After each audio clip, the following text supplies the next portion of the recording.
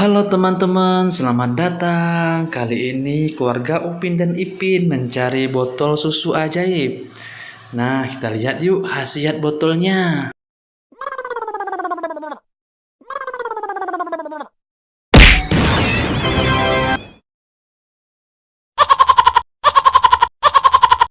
Waduh, mantap teman-teman. Kita lanjut lagi ya.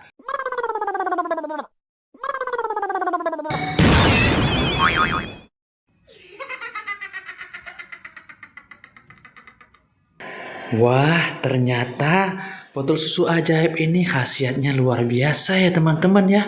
Bisa merubah jadi boneka. Nah, mari kita saksikan yang berikutnya teman-teman.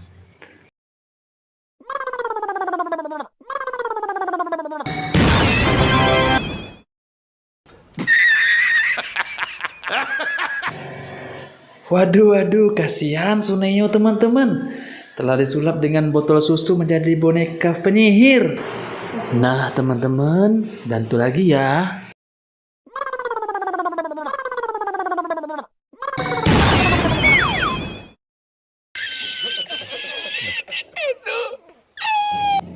Nah demikianlah teman-teman. Semoga terhibur dan nantikan video Mimin yang berikutnya. Dadah.